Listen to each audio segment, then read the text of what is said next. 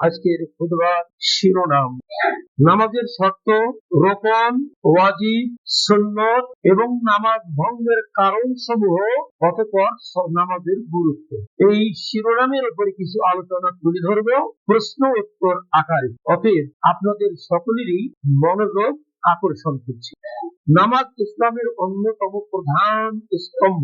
ইমানের পরে পরেই নামাজের স্থান। এই ইবাদত কিভাবে শুদ্ধ হয় সে ভাবনা প্রত্যেক নামাজই থাকা উচিত। নামাজ যেন শুদ্ধ হয়। প্রত্যেক ইবাদত কবুল হওয়ার মূল বুনিয়াদ হচ্ছে তাওহীদ, অর্থাৎ আল্লাহর একত্ববাদী বিশ্বাস।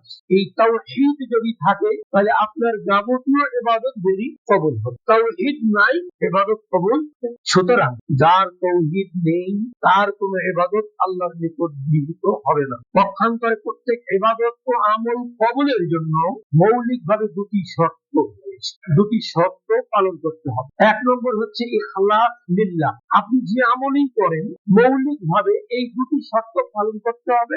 এর মধ্যে একটি হচ্ছে ইখলাস লিল্লাহ, অর্থাৎ একনিষ্ঠভাবে আল্লাহর উদ্দেশ্যে আমি এই কাজ, এই আমল করছি।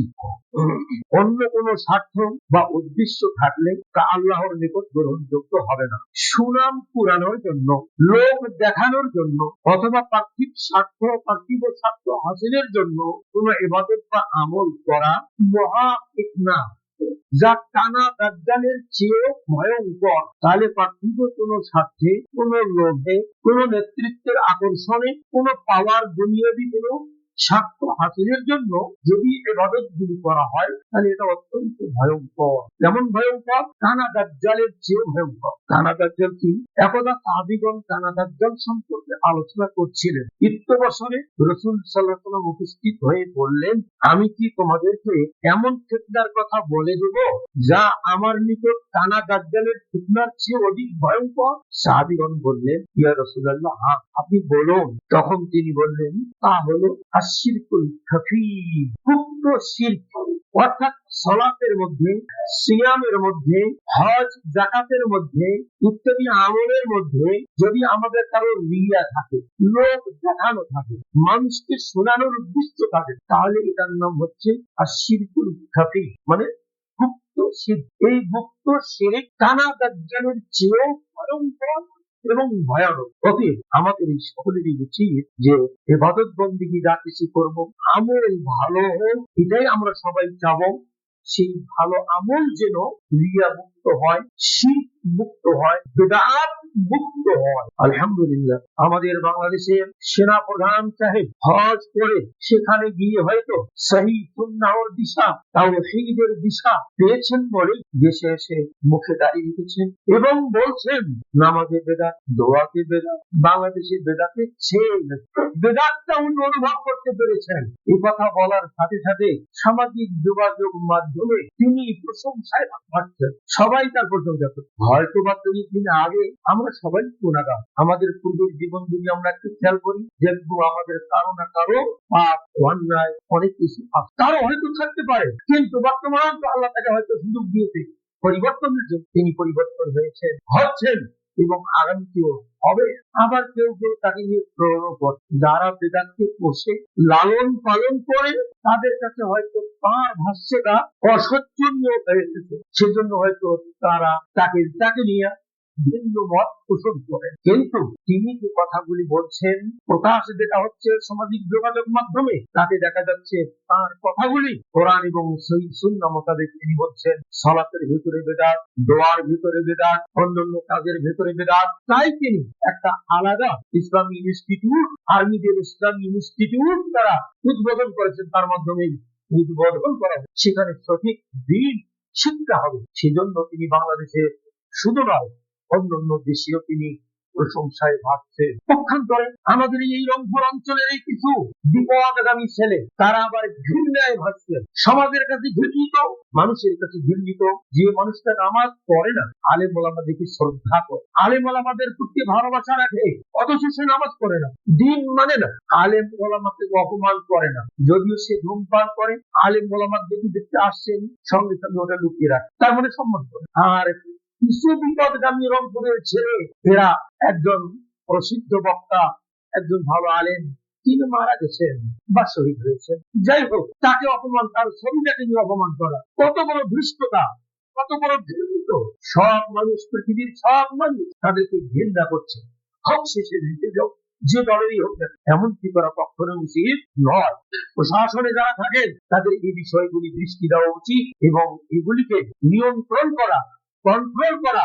উগ্রবাদ যারা, উগ্রবাদীরা, এদেরকে উগ্রবাদী বলা হয়, অথচ এরা বড় বড় সোনা নিয়ে ঘুরতেছে, লাঠি সোনা নিয়ে ঘুরতেছে, এদেরকে উগ্রবাদী বলা হয় না, সেনাপ্রধানকে আমাদের উগ্রবাদ বলা হয়। ইসলামের কথা বলছে, শিরক বেদাতের কথা বলছেন, মৌলবাদ। যদি শিরক এবং বেদাতের বিরুদ্ধে বলে মৌলবাদী উপাধি পাওয়া যায় তাহলে এটা ভালো উপাধি।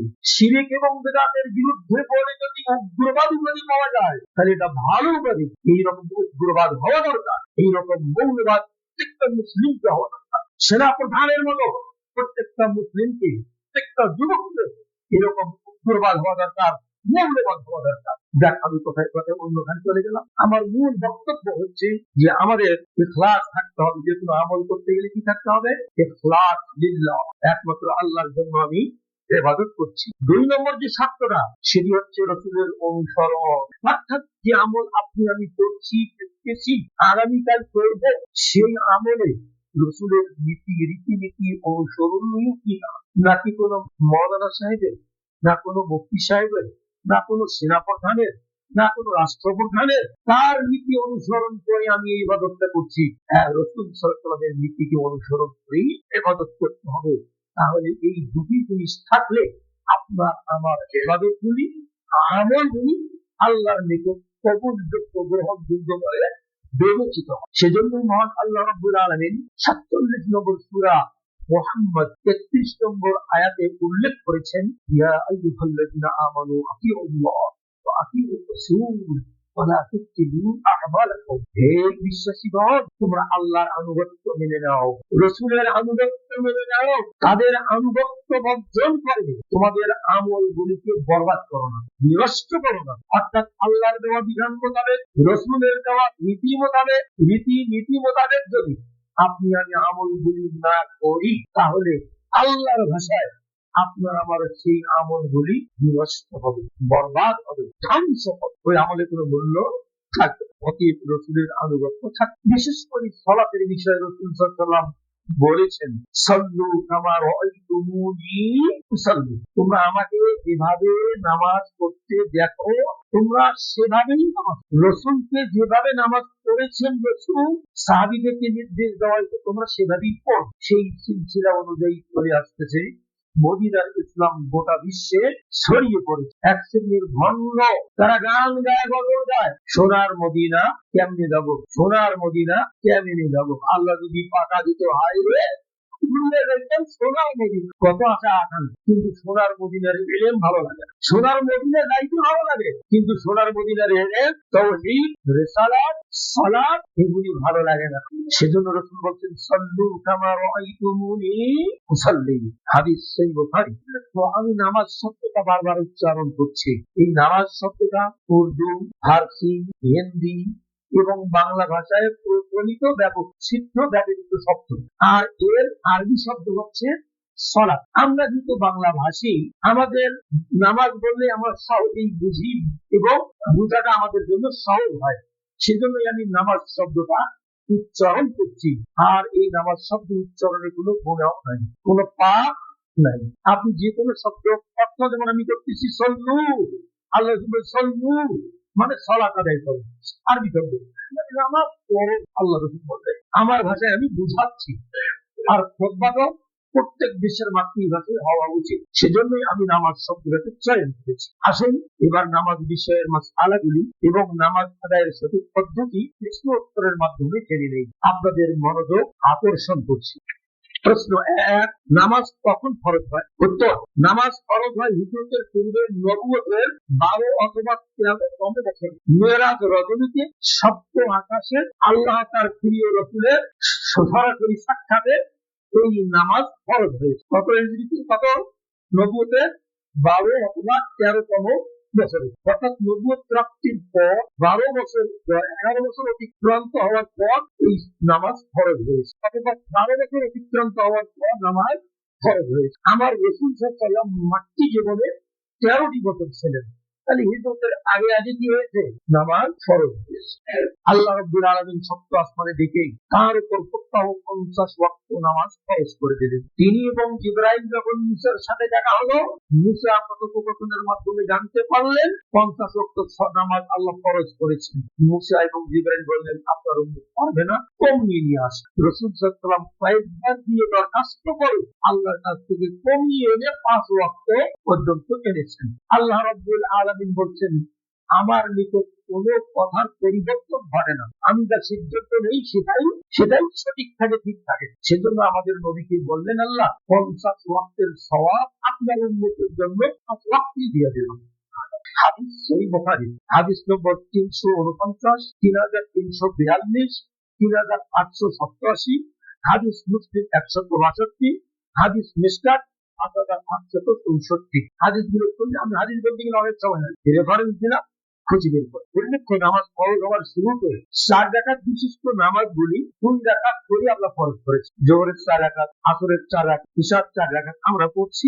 এটা আল্লাহ রাব্বুল আলামিন 2 রাকাত করেই ফরজ করেছে। রাসূল যখন মক্কা থেকে মদিনায় হিজরত করে গেলেন, মদিনায় গিয়ে জোহরকে 4 করা হলো, আসরকে 4 করা হলো, ইশাকে 4 রাকাত করা হলো। এবং সফরের হালতে এই পূর্বের ফরজকৃত 2 রাকাত এই লিখে দেওয়া হলো। সফরের এই 3 ওয়াক্তের সালাতকে 2 করে করতে হয়, এটাকে কসর বলে। আল্লাহ আগেরটাই লিখে দিয়েছেন সফরের আগে। এই হাদিসটা সহিহ বুখারী 3935, সহিহ মুসলিম 685 নম্বর হাদিস। তাহলে আমরা এখান থেকে জানতে পারলাম সালাত নামাজ কখন ফরজ হয়েছে। 2 নম্বর প্রশ্ন, নামাজ ফরজ হওয়ার শর্ত কি কি? কি কি শর্ত থাকলে আপনার আমার উপর নামাজ ফরজ হবে? শর্ত নামাজের বাইরের জিনিস, এই বাইরে এগুলি থাকলে না আপনার আমার উপর নামাজ ফরজ হবে। এইরূপ শর্ত হচ্ছে 9টি। 1 নম্বর, নামাজিকে প্রকৃত মুসলিম হতে হবে, অমুসলিমদের উপর নামাজ ফরজ হবে, মুসলিম হবে। 2 নম্বর, জ্ঞান সম্পূর্ণ হতে হবে, রোগী শুয়ে আছে তার উপর নামাজ ফরজ নয়। 3 নম্বর, বিবেক সম্পূর্ণ হবে, অর্থাৎ 7 বছর বয়সে বাচ্চাদের বিবেক আসা শুরু হয়, 10 বছর বয়সে পরিপূর্ণ বিবেক সেই কাজ। এই জন্য 7 বছর বয়সে আল্লাহ রাসূল আদেশ করতে বলছেন বাচ্চাদেরকে নামাজের জন্য। আর 10 বছরে যদি নামাজ না পড়ে তাহলে তাকে শাস্তি দিতে হয়েছে। তাহলে বিবেক সম্পন্ন। 4, উযু, গোসল, অর্থাৎ তার যদি গোসল ফরজ হয়ে যায় তাহলে পবিত্রতা অর্জন করতে, নামাজ পড়তে গেলে পবিত্রতা অর্জন করতে হবে। 5 নম্বর, নামাজের সঠিক সময় জানতে হবে, সঠিক সময় আজকে আলোচনা আসবে।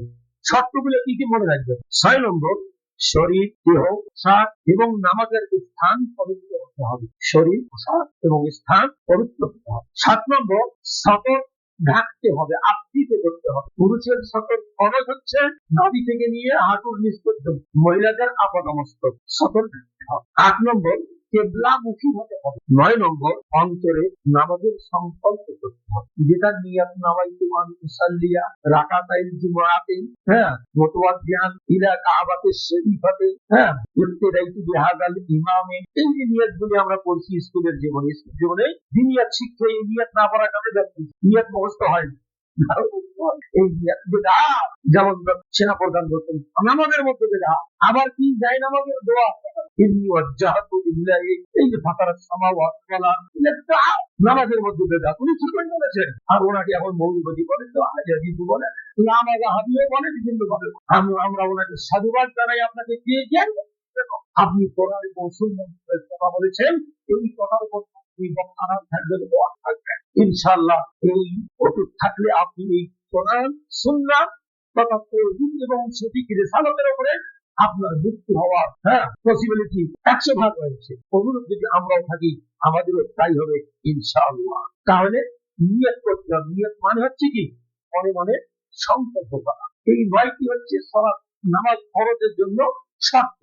এগুলি বাইরের কাজ, এগুলি পাওয়া গেলে আপনার আমার উপর নামাজ এখন ফরজ। আচ্ছা, 3 নম্বর প্রশ্ন, নামাজের রুকন বা ফরজ কয়টি? এগুলো এখন ভিতরের কাজ। নামাজের মধ্যে কিছু বিষয় আছে ফরজ, কিছু বিষয় আছে ওয়াজিব, কিছু বিষয় আছে সুন্নাত, কিছু বিষয় আছে মুস্তাহাব, কিছু বিষয় আছে বিদআত। আমরা এখন ফরজ কি বিষয় সেই বিষয়গুলি আলোচনা করছি। নামাজের ফরজ হচ্ছে 14টি। নামাজের ভেতরে এই 14টি ফরজ মনে রাখতে হবে। যদি মনে নাও রাখেন কিন্তু 14টি আমল থাকতে হবে আপনি নামাজ। 1 নম্বর, দাঁড়ানোর সামর্থ্য থাকলে দাঁড়িয়ে সব নামাজ পড়তে হবে। 2 নম্বর, তাকবীরে তাহরিমা বলে কাঁধ অথবা কান বরাবর হস্তদ্বয় উত্তোলন পূর্বক হাত বাঁধতে হবে। 3 নম্বর, প্রত্যেক রাকাতে সূরা ফাতিহা পাঠ করা। 4 নম্বর, সঠিক নিয়মে রুকু করা। রুকুর নিয়ম কি পরবর্তীতে আসবে, সঠিক নিয়মে রুকু করা, এটা ফরজ। 8 নম্বর, রুকু করে সোজা হয়ে দাঁড়ানো। রুকু করে সোজা হয়ে দাঁড়ানো। অনেকে রুকু করে ওদিক দিয়ে মারি দেয়, মারিটা পর্যন্ত রোপণ বাদ যাবে, নামাজ হবে না। 6 নম্বর, সপ্তাঙ্গে সাজদা করা। 2 হাত, 2 হাঁটু, 2 পা, নাক, কবর, এই সপ্তাঙ্গে সাজদা করতে হবে। অনেকে সাজদায় গিয়ে পা 2টায় তোলে, অথবা একটা পা তোলে, অথবা 1 হাত তোলে, তাহলে সপ্তাঙ্গে সাজদা হলো না, নামাজ হবে না। 7 নম্বর, সাজদা থেকে উঠে সোজা হয়ে বসতে হবে। এক সাজদা দিয়ে আবার দ্বিতীয় সাজদা মারি দেয়, আসলে এমন মুসল্লি আছে। 8 নম্বর, 2 সাজদার মাঝে সোজা হয়ে বসা। 9 নম্বর, শেষ বৈঠকে তাশাহুদ করা। 10 নম্বর, তাশাহুদের শেষ বৈঠকে বসা। 11 নম্বর, তাশাহুদের নবীর উপর দরুদ পাঠ করা। আল্লাহুম্মা সাল্লি আলা মুহাম্মদ ওয়া আলা আলি মুহাম্মদ, দরুদ পাঠ করা। দোয়া মাসুরা পাঠ না করলেও চলবে, রাসূলুল্লাহ। 12 নম্বর, রোপণ সমূহ আদায়ে, যে ফরজগুলি আদায়ে ধীর স্থিরতা অবলম্বন করা। ধীর স্থিরতা অবলম্বন করা। রুকু থেকে উঠলাম, সোজা হয়ে দাঁড়াবো, স্থির হয়ে দাঁড়াবো, তারপরে সাজদায় যাবো। এই রোপণগুলি আদায় করতে, ফরজগুলি আদায় করতে ধীর স্থিরতা অবলম্বন। 13 নম্বর, রোপণ সমূহ আদায়ে তারতিব রক্ষা করা। তারতিব মানে ধারাবাহিকতা। আপনি আগে সাজদা করবেন, তারপরে রুকু করবেন, তারপরে কিয়াম করবেন। আগে কিয়াম, ফাতিহা পাঠ, তারপরে রুকু, তারপরে দাঁড়ানো, তারপরে সাজদা, তারপরে সোজা হয়ে বসা। এই ধারাবাহিকতাগুলিকে রক্ষা করাটাও কি ফরজ। 14 নম্বর, 2 দিকে সালাম ফেরানোর মাধ্যমে নামাজ শেষ করা। এই হলো 14টা নামাজের ভেতরে ফরজ বা বেতন। এই ফরজ বা বেতনের কোনো একটি যদি ইচ্ছে অথবা অনিচ্ছায় যায় তাহলে ওই নামাজ হবে। 4 নম্বর প্রশ্ন, নামাজের ওয়াজিব কয়টি ও কি কি? উত্তর, নামাজের ওয়াজিব 8টি, যা আদায় করা আবশ্যক। ফরজের পরেই ওয়াজিবের স্থান 19-20। এই ওয়াজিব 8টি কি কি? 1, তাকবীরে তাহরিমা ব্যতীত, এই যে প্রথম তাকবীর দিলাম ফরজ, এই তাকবীরে তাহরিমা ব্যতীত অন্য সব তাকবীর, আল্লাহু আকবার বলে রুকুতে যাওয়া, আল্লাহু আকবার বলে সিজদায় যাওয়া, আল্লাহু আকবার বলে সিজদা থেকে ওঠা, এই যে তাকবীরগুলি বলা হয়, এই তাকবীরগুলি বলা ওয়াজিব। তাকবীরে তাহরিমা ব্যতীত অন্য সব তাকবীর। 2 নম্বর ওয়াজিব, রুকুর তাসবিহ পাঠ করা, কমপক্ষে সুবহানা রাব্বিয়াল আযীম। 3 নম্বর, ইমাম ও একাকী নামাজীর জন্য সামি আল্লাহু লিমান হামিদা বলা। সামি আল্লাহু লিমান হামিদা বলা তার জন্য ইমাম এবং একাকী যারা নামাজি তার জন্য ওয়াজিব। আর যারা মুক্তাদি হবে তার জন্য বলা মুস্তাহাব, বলতে পারবে। 4 নম্বর, সকলের জন্য রুকু থেকে উঠে সকলের জন্য রব্বানা লাকাল হামদ বল। এতটুকু, কমপক্ষে রব্বানা লাকাল হামদ বল। আরো বেশি বললে রব্বানা লাকাল হামদ, হামদান কাসীরান তাইয়িবান মুবারাকান ফি, আরো অনেক বড় বড় দোয়া আছে পড়াতে, তবে এতটুকু বলা ওয়াজিব। এতটুকু বলা কি ওয়াজিব, রব্বানা লাকাল হামদ বল। 6 নম্বর, সাজদায় তাসবিহ পাঠ করা, কমপক্ষে সুবহানা রাব্বিয়াল আ'লা। 6 নম্বর, ওই সাজদার মাঝে দোয়া পাঠ করা, যে দোয়াটা আমরা পাঠ করতে যদি না পারেন, যদি কেউ রব্বিক ফিরলি 2 বার কমপক্ষে, রব্বিক ফির, আল্লাহ আমাকে ক্ষমা করো, আল্লাহ আমাকে ক্ষমা করো। 7 নম্বর, প্রথম বৈঠকে বসা তাশাহুদ পাঠ করা। 2 বৈঠক করা নামাজ, মাগরিবের নামাজ, ইশার নামাজ, জোহরের নামাজ, আসরের নামাজ, 2 বৈঠক হয়। এই 2 বৈঠকে প্রথম বৈঠকে ওয়াজিব। 8 নম্বর, সালামের মাধ্যমে নামাজ শেষ। উল্লেখ্য, ইচ্ছাপূর্বক অথবা ভুলে ফরজ বাদ গেলে নামাজ হবে না। ইচ্ছাপূর্বক অথবা ভুলে ওয়াজিব বাদ গেলে নামাজ হবে, তবে সাহু সুজদা দিতে হবে। কি দিতে হবে? সাহু সুজদা দিতে। তাহলে ওয়াজিব বাদ গেলে শুদ্ধ করার জন্য সাহু সুজদা দিতে হবে। ফরজ বাদ গেলে সালাত নামাজ হবে। অতএব খেয়াল রাখতে হবে আমার যাতে কোনো ফরজ ওয়াজিব বাদ। প্রশ্ন 5, নামাজের সুন্নাত কয়টি ও কি কি? উত্তর, নামাজের সুন্নাত 11টি। ফরজ ওয়াজিব যে আমলগুলি আমরা নামাজের ভিতরে করি নামাজগুলি হচ্ছে সুন্নত। এমন সুন্নত 11টি।